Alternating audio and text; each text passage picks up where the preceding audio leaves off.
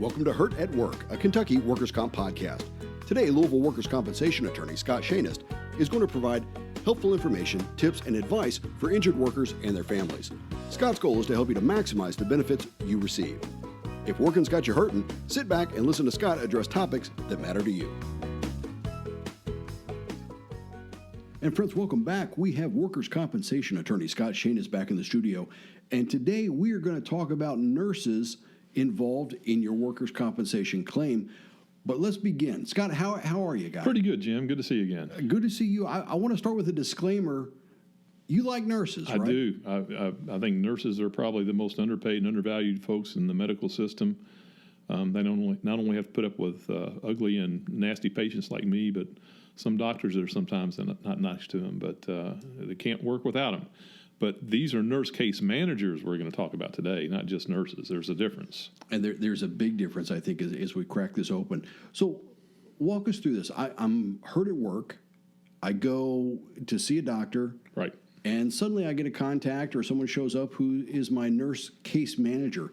Who is this person? Why are they there? Well, yeah, let's kind of explain who they are and what their role is. First of all, the insurance company usually either has an employee or a contractor they hire to serve as your nurse case manager. And what they are, first of all, they usually are nurses.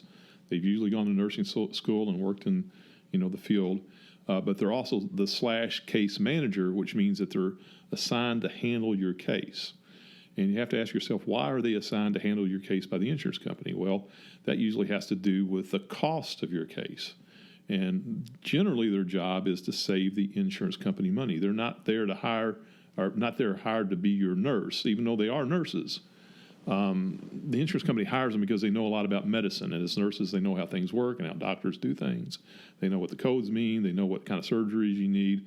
They also know what might be the best for the insurance company as far as maybe an alternative treatment that doesn't cost as much or doesn't last as long or might reduce other things that cost the insurance company money. So the insurance company pays either as an employee or a contractor these nurse / case managers to work on your case. And you got to think why the insurance company does that, and it's purely to save money. Even though they're nurses, they don't give you treatment. They're not going to clean your wounds. They're not going to take your temperature. What they're going to do is basically try to talk the doctor, you, and any other medical providers that might be involved in this into things that will generally save the insurance company money. And I say generally because they're not all the same. But you got to remember, the insurance company's not going to hire these folks unless they think that's going to save them money. So that's their main purpose. They're not there for treatment. Even though they're nurses, they're not there for treatment. They're actually either employees or contractors of the insurance company. And rather than being an advocate, sometimes they're really more of a gatekeeper, it sounds like. Well, gatekeeper and maybe advocate for the insurance company, not you. Right. But again, they're not your friend. You've got to be very careful. I have seen some that are helpful. Out of the ones I've dealt with, maybe 5 or 10% I've really been impressed with that try to help my clients. They don't seem to hang around very long, and the insurance company seems to get rid of them after a while because they're helping my clients and not saving money. But some of them are generally helpful, but for the most part, they're there for one purpose, and that's save the insurance company money. And that's usually an adverse interest to the person that's injured. You don't care how much money it costs. You want to get better. You want to get better, and then you may have interests of your own where you're trying to recover money. So that competes with the insurance company's money. Insurance company's interest about saving money. They save money by not giving you as much medical treatment. The nurse case manager can influence you and the doctor about what kind of treatment you get. They can influence the doctor and you about where you get your treatment. They can pick out doctors that might be more favorable for the insurance company, not only in the treatment you get, but for how long you're treated. And let me back up. I'll digress just a little bit. Sure. In previous episodes, we've kind of talked about what you might call the company doctor. This right. is when your employer tries to steer you toward a certain physician because maybe that physician is well, let's just say they kind of tilt the decision in the company's favor. Right. And how might they do that? Well, there's a lot of different ways. And in another life, I was a defense attorney, and I've sat in meetings where these nurse case managers have explained to the safety person at the plant how they were going to save them money. And, and the examples that I remember that, number one, they're going to steer them to doctors that are favorable to the company, like a company doctor. They're not going to tell you as the injured employee they're trying to steer you to certain doctors to save the company money. They're just going to say, go to this doctor. And I've heard them explain to the safety manager, if they go to this doctor, you're going to get a lower impairment rating, so you have to pay out less money in the future. This doctor doesn't like to do surgery, so you won't have to worry about paying for that. This doctor gives less physical restrictions on activities because they don't care as much about how the person is at the end of treatment. So, your physical activities have an influence on how much money you might get out of a workers' comp claim. And in general, some of these doctors just have a little bit better patient rapport than others. And it seems like the doctors that the nurse case manager sends you to does not have a great patient rapport.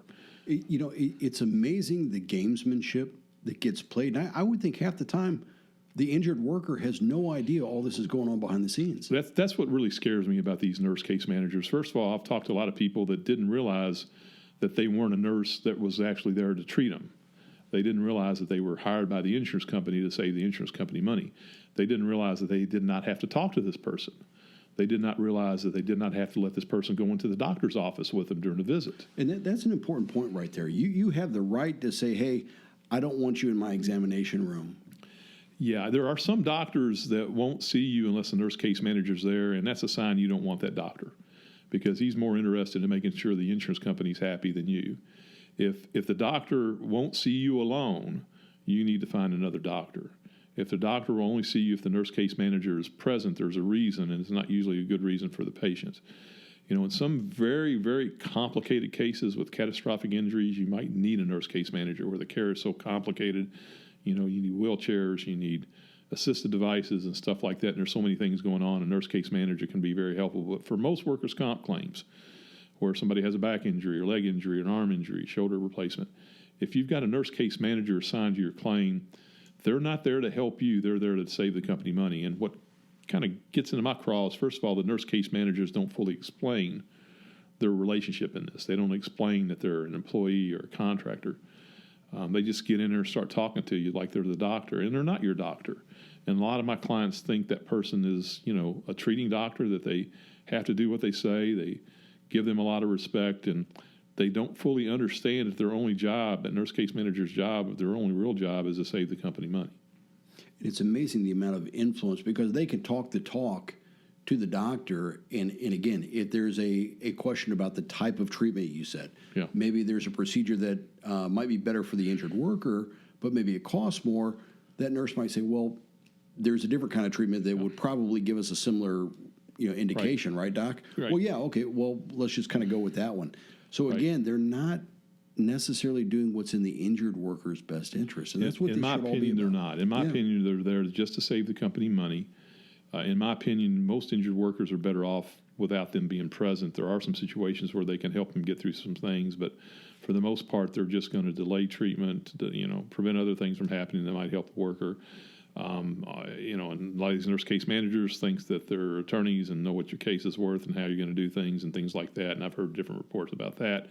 But the bottom line is you have to realize these nurse case managers are not your friend. Right. You have to treat them just like you would the claims adjuster. Their interests in this case are adverse to you. The nurse case manager wants to get hired back by the insurance company for the next case. They're not going to be hired back unless they save the insurance company money on your case. If they're costing the insurance company money, they're not going to be hired back. So unless they can demonstrate to the insurance company they're saving money, they're not going to be around much. What I really run into with these nurse case managers, a lot of times they act like they're there to help the client. They act like they're there to take care of the client. And then I'll ask them, okay, well, can I have a copy of your notes? And they go, oh, no, that's part of the insurance company's business. And they have this real friendly face to me and to the client, but when it boils down to seeing what they're actually saying and doing, they won't usually disclose that to you. I've had very, very few that will actually let me see their notes, where they'll say in these notes, I convinced the doctor he doesn't need to do a surgery, or I convinced the doctor to return him work sooner than he wanted to. And sometimes these nurse case managers will go behind your back and contact the doctor without you knowing it, and you'll think you had restrictions, and all of a sudden you don't. I've had that happen in a couple of cases too. So remember, they're sitting there trying to help the insurance company, not you. How can they help the insurance company? Well, they can prevent you from getting treatment. Treatment costs money. They can try to get you to go back work sooner because the longer you're off work, the more money that costs the insurance company. They can steer you to doctors that can give you lower impairment ratings because the higher the impairment rating, generally you're going to get more money at the end of the workers' comp claim. And there's other things too. Yeah, and let's take a little time out to talk about the impairment rating. Why is that so important, and how does that actually impact the case? Well, at the end of your case, if you have a permanent problem in Kentucky, you will generally have an impairment rating assigned according to the fifth edition of the AMA guides. And this is something the doctor determines, right? This is something the doctor determines. And there's a book, and it's about 2 or 3 inches thick, that tells the doctor how to do the ratings. But I could send you to 5 doctors, and I can give you 5 different ratings, or get 5 different ratings from 5 different doctors. Now, if you do a lot of workers' comp, if you tell me you've got a back injury, I can almost tell you what certain doctors will give you for that impairment rating before you see them. Because I've done this for a while, I'm just used to seeing the reports. The workers' comp nurse case manager is the same. They know, too, what kind of impairment ratings these doctors do. They see a lot of these doctors. They handle a lot of these cases. And they will generally steer you to doctors they know will give you a lower impairment rating because that lower impairment rating results in less money at the end of your case. And so an impairment rating might influence the type of work restrictions you have? Restrictions are generally different from the impairment rating. That's usually 2 different elements of what the doctor decides at the end of the case. But the restrictions are also similar to the impairment ratings as far as the different doctors you go to. Different doctors will customarily give you a certain, restriction. Maybe you saw a orthopedic surgeon for a back surgery, a discectomy. Some doctors will say don't lift more than 10 pounds. Some doctors will say don't lift more than 25 pounds. Some doctors will say you lift until you get hurt again. So, every doctor is a little bit different. We generally have an idea about what kind of restrictions you're going to get from different doctors before you go to them. The more restrictions you get, usually the higher the value of your workers' comp claim. So not only will they try to steer you to doctors that give you a lower impairment rating, but they'll also try to steer you to doctors that give you less restrictions because that will also decrease the value of your workers' comp claim. Several elements we look at to determine how much money your case is worth: year of injury, your wages. But 2 of the biggest elements are, number 1, your impairment rating. The higher an impairment rating, the more money you get. And number 2, restrictions. The more restrictions placed on your activity, generally the more money you're going to get out of a workers' comp claim too. Wow. And the nurse can have some influence or attempt to exert some influence on how the doctor actually documents that, right? Yeah, you're essentially going to the company doctor when you go to the doctor the nurse case manager sends you to. And again, they usually know what the doctor is going to say or do before you're sent there. And again, to clarify, this doesn't mean this is the medical facility at the plant necessarily. There are just some doctors that seem to have a relationship with that employer. They get a lot of referred patients. Hey, if somebody gets injured, we're going to send them to your practice. And so there tends to be this informal arrangement that may not be in the interest of the worker. The company that does this a lot knows what doctors have lower impairment ratings and lower restrictions, and that's generally the ones they're going to send you to because they know in the long run that's going to save you money. Yeah. Picking out the doctor, again, I've probably said this in 20 other podcasts, picking out the doctor is one of the most important things you can do in a workers' comp claim, and usually the worst decision you can make in a case is go to the doctor the company or nurse case manager recommends. There's usually a reason for that. Sometimes you have specialties where there's no other doctor in it, but in general, if you've got a back problem, knee problem, shoulder problem, the typical workers' comp injuries, if you're going to the doctor, the company, insurance company itself, nurse case manager recommends, you're shooting yourself in the foot. There's a reason they're recommending that doctor, not usually to get you fixed, but usually to save money at the end of the case. And is it a safe bet? I mean, if you get hurt, during work or doing something for work, you should probably go see your family doctor. Is that a good place to start? I like that because the family doctor is not somebody that I've picked out to give you a higher impairment rating. The family doctor is not usually somebody the insurance company wants you to see because they don't have that family doctor in their pocket. Generally, the family doctor is an underpaid physician that's working their rear end off trying to make people better. They don't really care, what happens to the workers' comp carrier. They don't really care what happens to your attorney. They want to make you better. So in general, if you can get your family doctor involved in this, I think that's probably the best thing you can do on your case because every family doctor I ever met was not in it for the money. They were in it to make people better. And that's really what you want when the end of this is done. We're playing games with impairment ratings and restrictions, but you want to get better. There's no amount of money I can get you that's going to pay for what you've gone through. I'm going to try to get as much as I can for you, but the number one thing is for you to get as well off as you can from the injury, and usually your family doctor has got your best interest at heart for that. So if you can go to your family doctor, I highly recommend that.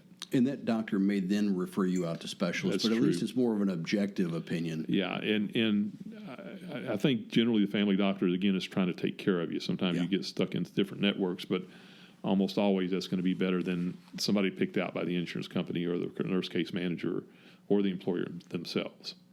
Interesting. So when you're dealing with the nurse practitioner, again, you have the right to ask that person to leave the room, basically, right? Well, yeah. I don't. Let me ask you a different way. How should you, if you're the injured worker and you realize, hey, wait a minute, this is a case manager, really? How should you control that situation? Well, I think you need to think of the nurse case manager as the adjuster. And would you want that adjuster to walk into the doctor's office with you while you're being examined? Because this nurse case manager is not really a nurse. She's an employee contractor of the insurance company. So, if you felt comfortable with the adjuster sitting in there while you're in a shroud and the doctor's having you do tests, well, that's kind of weird, but, if you want to do it, do it. But they're there for a reason. And first of all, you don't have to let the adjuster in to see the doctor. That's your time between you and the doctor. As it should be. And you don't want me going in there trying to get the doctor to raise the impairment rating. You want the doctor to fix you.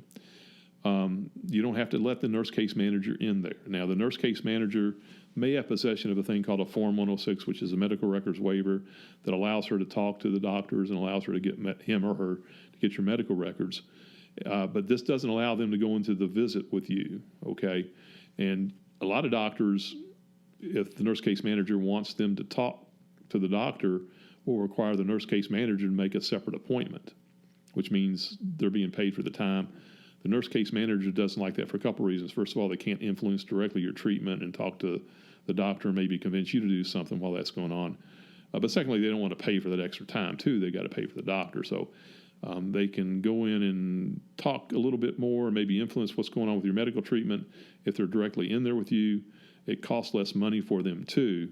But you don't have to let the nurse case manager in there. There's no law that requires that. Now, some doctors won't see you unless the nurse case manager comes in there, and that's the doctor's right.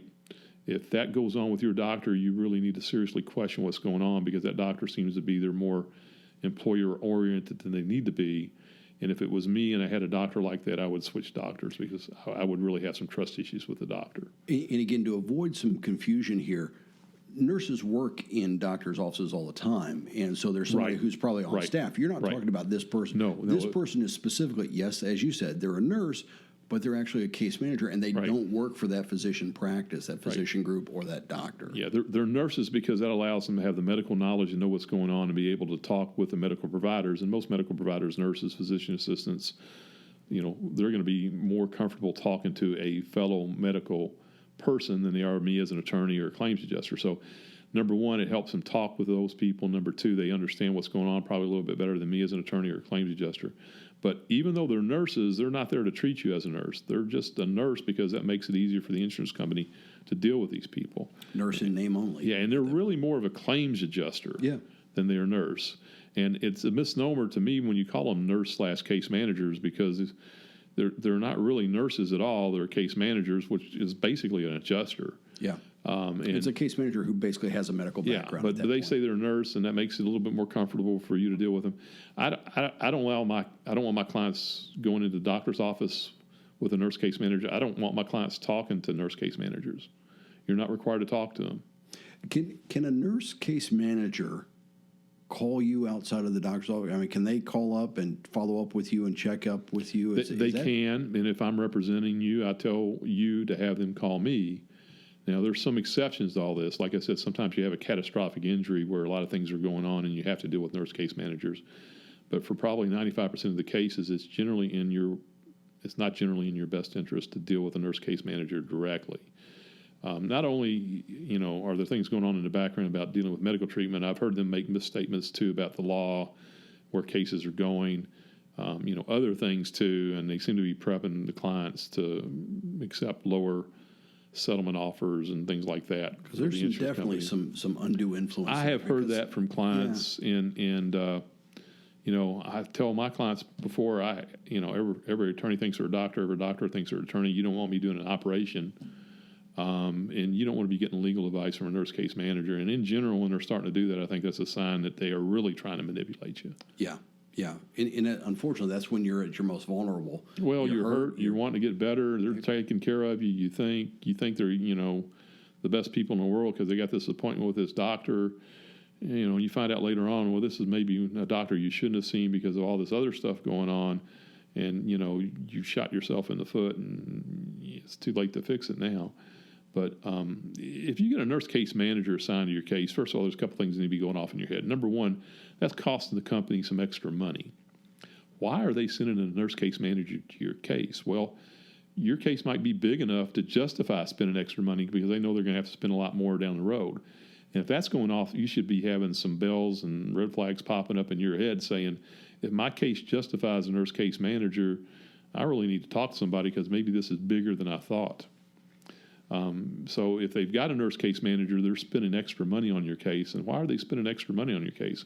Well, you might have a big case. It may not be big. Maybe it's just their policy. But most of the time, they're not going to spend that extra money unless they think they're going to get a return on that investment. These nurse case managers are being paid hourly usually to do this.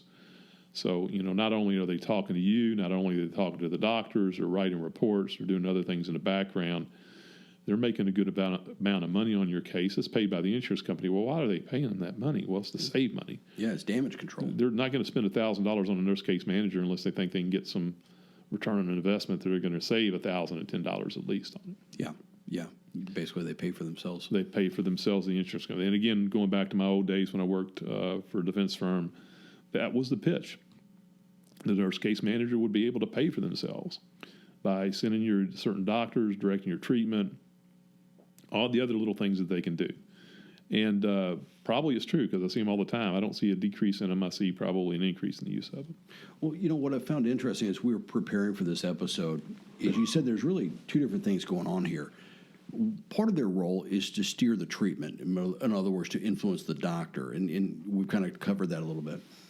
But the other thing is they're there to actually steer or influence your decision-making. Yeah, I've heard from my clients where they've made comments about where the case was going and its value, and they're not attorneys. They're not going to be giving you advice that costs the company money. If you're taking advice from a nurse case manager, the insurance company is going to love that. Right. That nurse case manager is going to get more business. That's all I'm going to say. But if they're telling you what to do and you're listening to them, you really need to talk to somebody else real fast. Well, and I think where it gets blurred for the average person, you're walking into a medical facility and you're just thinking, okay, she's a nurse. Okay, she's there to help because that's really why we're there. But you don't realize there's an agenda behind that particular person. Right. That name of nurse throws everybody off. And, They are a little bit pushy sometimes. They'll send letters out saying they're doing this or that, which they're not allowed to do. You just got to push back a little bit. Yeah, and talk to your attorney. I mean, if you've hired an attorney, well, talk to your attorney and let him or her know what's going on, so they may spot it before you do. To be honest with you, if they've hired a nurse case manager, the bell should be going off, the red flag should be going off. If you don't have an attorney yet, you need to get one. Yeah. It's that kind of a case. Well, like you said, this could be an expensive case, and maybe you're not getting the straight story about. Well, they're either besides saving money, which is a primary factor, they may think some other things are going on too. Yeah, and you probably need to get somebody on your side real fast. Well, now, as a workers' compensation attorney, you can handle cases. As an attorney, you're licensed by the state of Kentucky, so you can handle cases not just here in Jefferson County, but also in a fairly broad region. In fact, technically across the state, right? Well, yeah. If it's a Kentucky workers' comp claim, any injury that occurred in Kentucky, even if you're being treated out of state, and nurse case managers aren't just specific to Kentucky; they happen in other states too. Yeah. But all these same principles apply whether or not you're in Arizona. You don't have to let this lady or man go into the office with you with a doctor. That's interesting. But as far as if I wanted to hire Scott Scheynost and I live in Estill County, or maybe I'm out in Bourbon County, or maybe I'm way out there near Ashland, realistically, you can represent that person because you're licensed by the state. I mean, most of your Correct. cases, I would think, probably come from Jefferson County and some of the surrounding counties. But you've been doing this for a long time. Yeah, I mean, you've seen a lot of these We've situations. got clients all over the state of Kentucky right now. Some of them even live out of state. I think we've got somebody flying in from Arizona for an IME next week. That's an independent medical exam? Yeah, I'm sorry. That's okay. No, that's why I ask. I need to give a bunch of acronyms at the end of this. What is the independent medical exam? Again, that's where we hire a doctor to perform an examination for different reasons. A lot of doctors that treat people are not familiar with the stuff we need in a workers' compensation claim, like a report about whether or not it's work-related, something with impairment ratings, restrictions. There's certain things we need from doctors. And then also sometimes they're used to rebut other doctors. Again, we kind of know what doctors are going to say before you even go see them. So the insurance company may say, okay, go see this certain doctor. Not surprisingly, they know you're going to get a 0% impairment rating from him, and you do, and they say your case is not worth anything, and it's over. So then we've got to send you to another doctor who says, no, you don't have a 0% impairment rating, you got a 16% impairment rating. And now we get to argue about stuff. But that's kind of how that world goes with independent medical examinations. Sometimes there's not anything really independent about it. But they're necessary. Some doctors just don't want to sit down and go through this thick book about the guides that determines impairment ratings.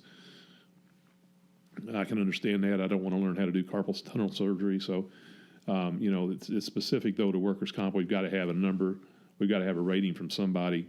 Some doctors don't want to mess with it. Some doctors don't want to mess with some of the other aspects of workers' comp, like we were just talking about, nurse case managers. They would rather just see the patient and go on, and I have to deal with this person that's shadowing them around, trying to influence their treatment, and they don't know how to deal with them sometimes. But so sometimes we got to get another doctor to come in and look at the case. And there's certain doctors, certain specialties, and only some of the doctors actually seem to do this. But there's some that seem to do it for the plaintiffs. There's some that seem to do it for the defendants. We have a general idea of where they are before we send you to them. But they're probably used in 80% of the cases. Wow. So, I mean, this is fairly regular. But, again, it's almost like having somebody to balance out an opinion that may not be as objective. It's a little bit of a chess game. You know, you get a low rating from their doctor. We maybe get a high rating from us. A lot of times the treating doctor's number is the one everybody listens to, but sometimes it's hard to get a number for the treating doctor for the reason we just talked about. That makes sense. Well, Scott, I mean, you've got a website, ScheynostLaw.com, and we'll have links to that in the show notes. But if somebody wants to get a hold of you, what is the easiest way for them to just contact you to say, hey, look, I think I need to talk to a workers' comp attorney. Maybe I need to file a claim, or maybe I just have questions about what's going on. How do they do that? The easiest way is to call my office, which is 502-937-5287. Call that number, and then we'll get back with you if we're not available for some reason, but we will get back with you as soon as possible. That's the easiest way. Another way is to go ahead and send me a direct message through my website. There's a contact form there, and you can fill that out and send it in to me, and we'll respond to that. Third way is send me directly an email to my business email, which is SSCHEYNOST, first initial, last name, at ScheynostLaw.com. We will also accept mail. We'll also accept faxes. Yeah. Sometimes people walk in the door, and we'll try to fit you in if that happens. Yeah. But actually, the easiest way is to go ahead and call. That sounds like that. And then you, let me ask you this: is there a cost? I mean, if I'm injured? Good question. Yeah. In workers' compensation claims, we generally handle those on what's called a contingency fee basis, which means you don't charge us unless we recover money for you. In Kentucky, the contingency fees are limited by statute to no more than 20% and no more than $18,000. And there's actually a couple of steps down below that if your case is a certain dollar amount. In addition, we may incur some expenses, which we have to pay. Usually those are deducted after my fees computed. We may have to send you for that independent medical examination. We may have to pay doctors for reports. We may have to pay for medical records, deposition transcripts. So those expenses are also deducted after your fee. But in general, it doesn't cost anything to call me. We don't charge you unless we take your case, and we only charge then if we get your money. So that's how the contingency fee works in a workers' compensation claim. It doesn't cost anything to send me an email or talk to me. And again, when we get paid is usually at the end of the case after we've gotten you some money. No, that makes a lot of sense. I know a lot of people are worried about, talking to an attorney because maybe they've gone through a divorce and they remember how quickly those bills, because those guys typically are going to invoice you on an hourly basis. Yeah. This is not like that. This is completely different. And, the last thing you need to be worried about is attorney fees. Right. When you've been injured and you've got something that could impact your career. Yeah, this is all based on a percentage normally of the fee that we get you at the end of the case. So there's not usually any upfront money. There's not usually any hourly costs involved in this. There's always an exception to the rule, but almost always we're going to take these on a contingency fee, which means we don't charge anything when you call. Outstanding. Scott, I appreciate your time, and I love the fact that you're able to just break this down pretty easily because, the law is complicated, and when there are games being played by, like, for instance, a nurse case manager, it gets confusing, and sometimes you're not sure what to do. But I love these podcasts that we do because you just really kind of lay it out there and make it understandable in layman's terms that, okay, it's complicated, but I know there's a guy out there that seems to know what's going on, and you know what? Maybe I'll just pick up the phone and let Scott handle it. So I enjoy talking, as you can tell, Jim, and I always enjoy talking with you. So it's been a pleasure. Thank you. All right, my friend. Talk to you in a couple of weeks. All right. Thank you. Bye-bye. Thanks for listening to this episode of Hurt at Work. Scott will be back in 2 weeks with a new episode. For more information, be sure to visit ScheynostLaw.com. That's SCHEYNOST law.com.